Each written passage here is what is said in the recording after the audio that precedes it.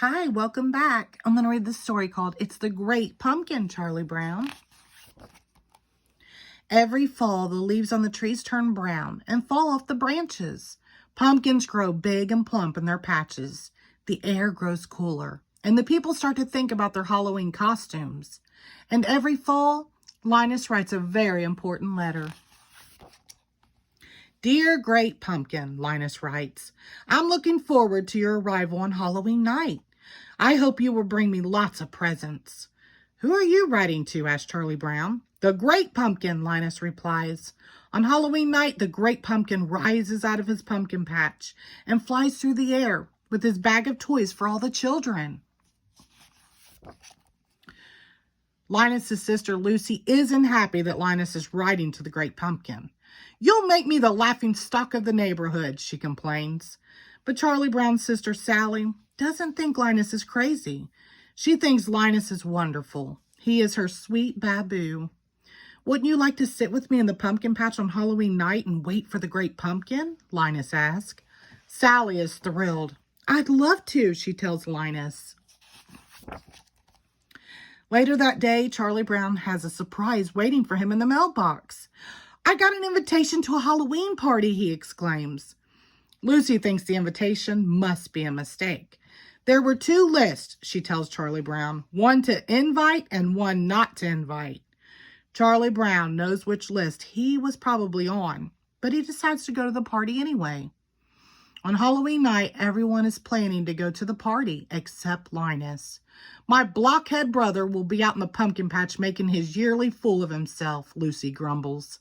She can't understand why Linus would choose to miss out on all the fun that Halloween has to offer by sitting around in a pumpkin patch.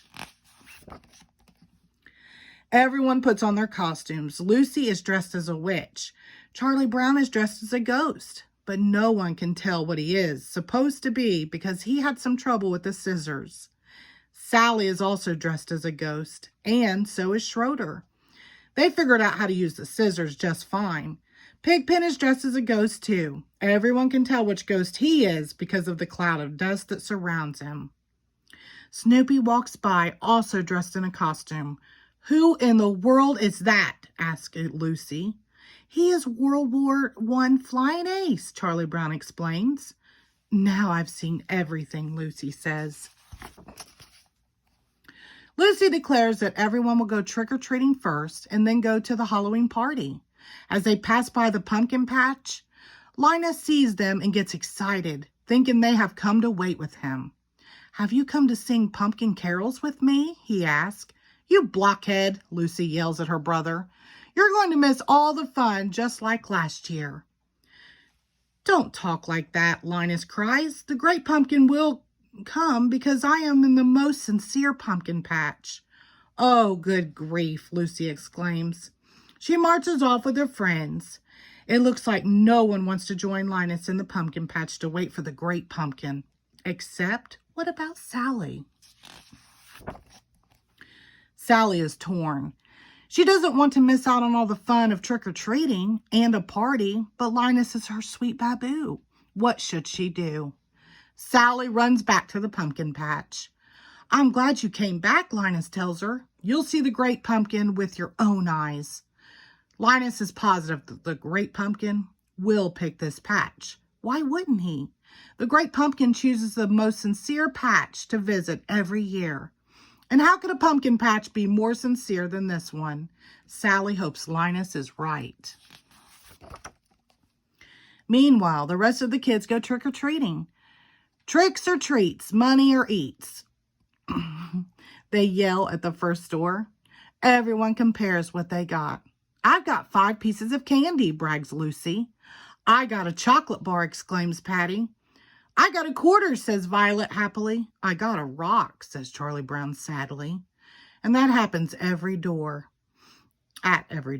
All the other kids get wonderful treats like candy, gum, and popcorn balls. And Charlie Brown gets rocks.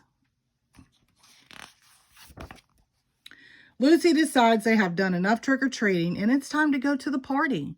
After all, everyone has a bag filled to the brim with treats. Everyone except Charlie Brown. He has a bag full of rocks.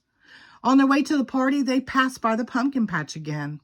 The kids laugh at Linus and Sally for waiting there instead of coming to the party. "The great pumpkin will be here," Sally yells, defending Linus. After the kids walk by, Sally turns to Linus. "All right, where is he?" she asks.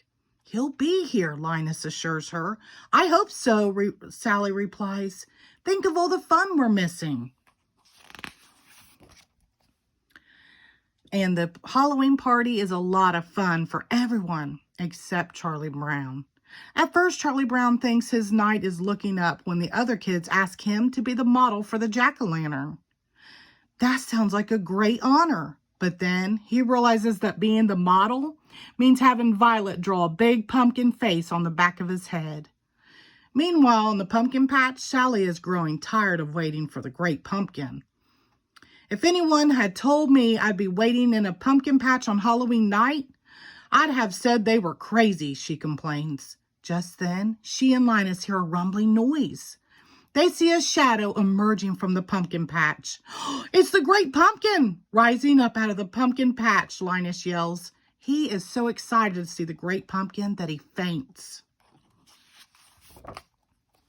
But it isn't the great pumpkin at all. It is just the World War I flying ace on his way back from a very important mission.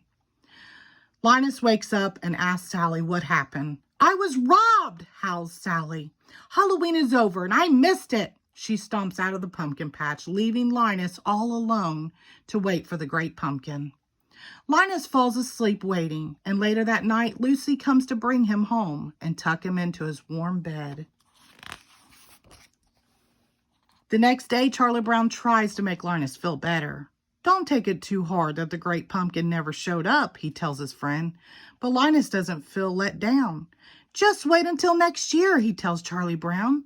"I'll find the most sincere pumpkin patch, and I'll sit in that pumpkin patch until the great pumpkin appears."